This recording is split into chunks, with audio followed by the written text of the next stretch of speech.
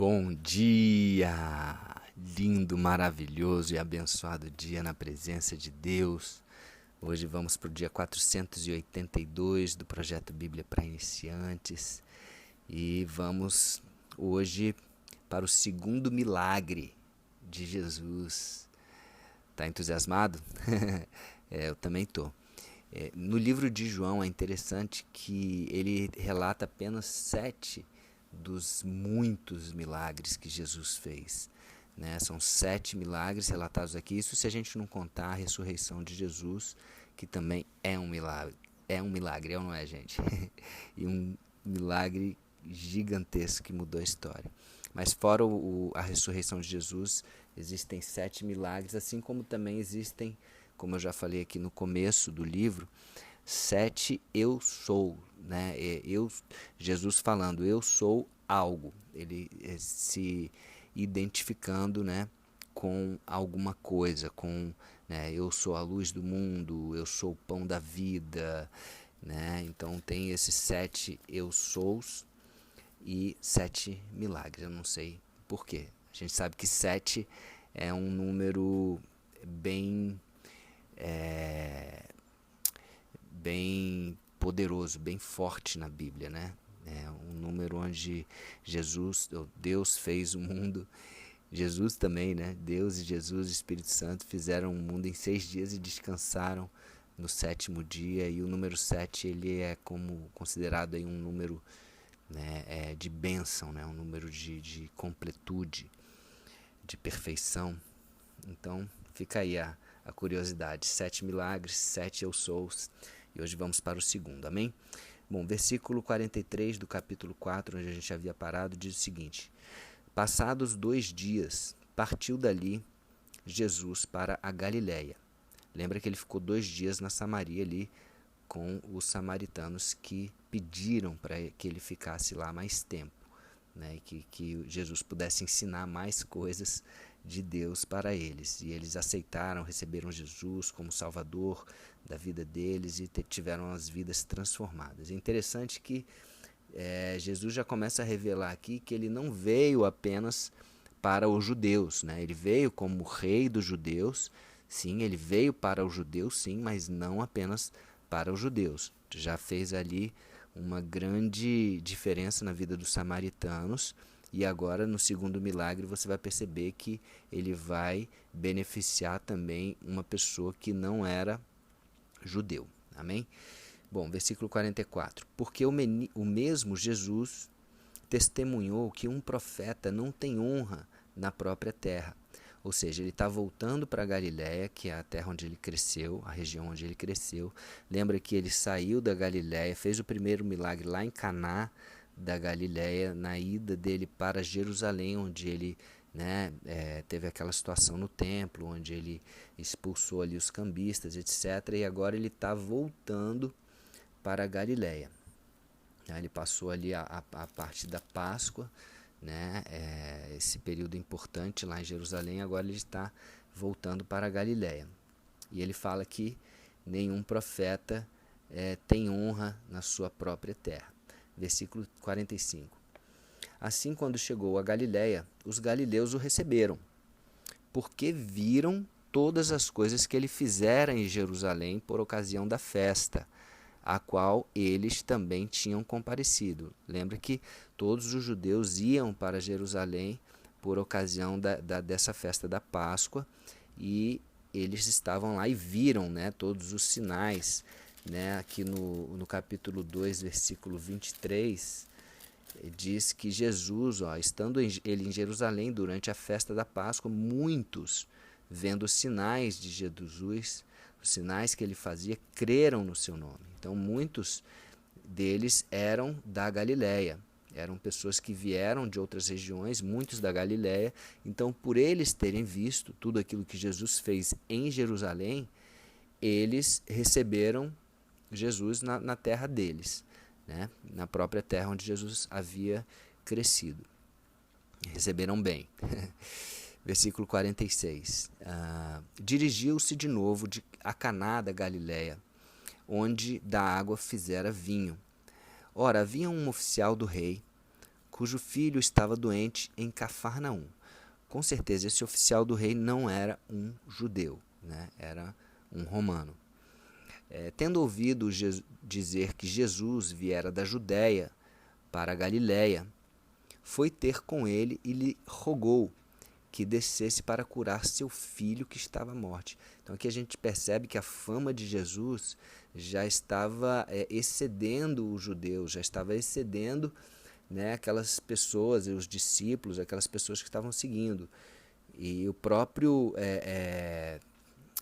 romano aqui, essa pessoa da guarda, né, esse homem da guarda, da guarda real, oficial do rei, ele já tinha ouvido falar, né, da fama de Jesus e como ele curava, como ele fazia sinais, né, lá em Jerusalém, e ele rogou para que Jesus pudesse ir à casa dele e curar o seu filho, que estava quase à morte.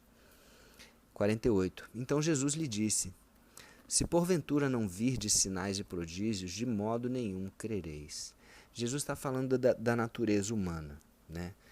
O próprio Tomé, quando ele ressuscitou e apareceu, ele falou: eu só vou ver se eu crer. Então Jesus pede para ele tocar no buraco, né, das suas mãos, na ferida das suas mãos, para ele comprovar que ele era de carne e de osso e que ele realmente tinha sido crucificado. E essa natureza humana, né, a gente tem que ver para crer, né? E Jesus está ali meio que repreendendo: olha, eu não vou lá porque você só vai acreditar se eu fizer alguma coisa, né? Então, no versículo 49, diz o seguinte: rogou-lhe o oficial romano, dizendo: Senhor, desce antes que meu filho morra, implorando, rogando, por favor, desce. E no versículo 50 Jesus fala: vai, disse-lhe Jesus, teu filho vive. E o homem creu na palavra de Jesus e partiu. Olha que interessante, ele acreditou no que Jesus falou. Ele não precisou de ver para crer. Então ele creu para ver. E aqui a gente tem uma lição para as nossas vidas.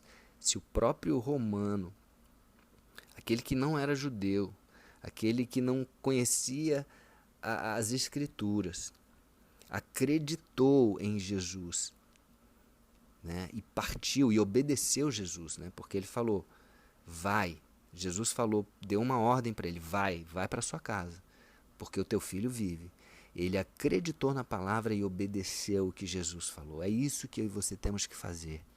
Quando Jesus tiver uma palavra para mim e para você, a primeira coisa é acreditar. E a segunda coisa é obedecer, né? Pode ser, não necessariamente nessa ordem. Nós temos que acreditar e obedecer e acreditar. E que isso realmente vai agradar a Deus e vai fazer a diferença na nossa vida. Amém? Olha o que acontece. Versículo 51. Já ele descia, ele estava a caminho da casa dele, quando os seus servos lhe vieram ao encontro, anunciando-lhe que o seu filho vivia. Olha, imagina a alegria desse oficial. Então indagou deles a que hora o seu filho se sentira melhor.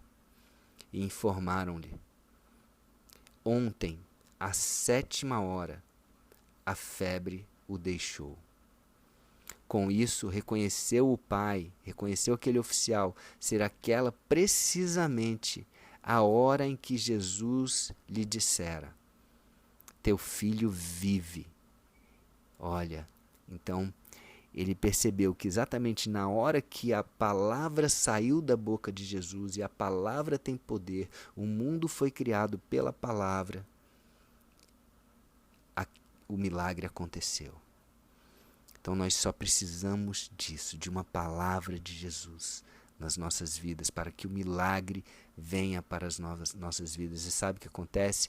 E creu ele creu mais uma vez, reforçou a crença dele em Jesus, porque ele sabia agora que Jesus não só tinha poder, mas que Jesus era fiel a palavra dele. Se Jesus fala, se Jesus declara uma palavra nas nossas vidas, essa palavra ela vai se cumprir, porque ele é fiel, ele não é um homem que minta.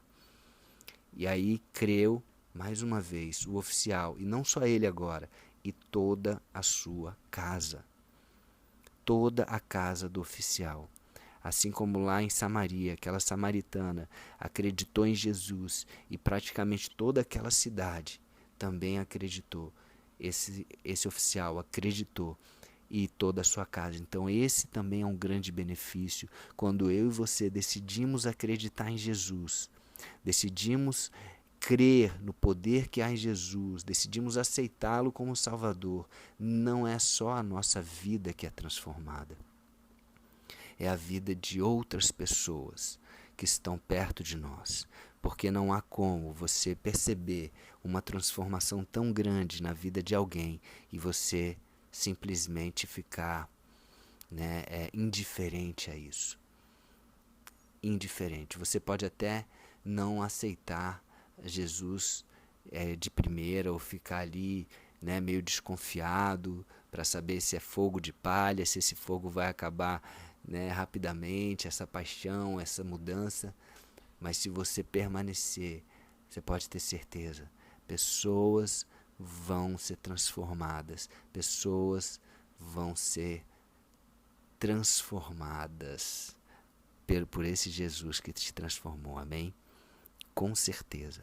E para a gente fechar o dia de hoje, versículo 54, fechando o capítulo 4 também aqui de João. Foi este o segundo sinal que fez Jesus depois de vir da Judéia para a Galiléia. Então ele fala aqui, segundo sinal, depois de vir da Judéia, de Jerusalém, para a Galiléia. Lembra que ele já havia feito um sinal, um milagre em Caná da Galiléia, e na própria Jerusalém, ele ali operou vários sinais, muitos sinais, e que muitas pessoas acreditaram em Jesus por causa desses sinais. Amém? Então ficamos por aqui hoje. Amanhã voltamos com o capítulo 5 do livro de João. Um beijo e até o próximo dia do projeto.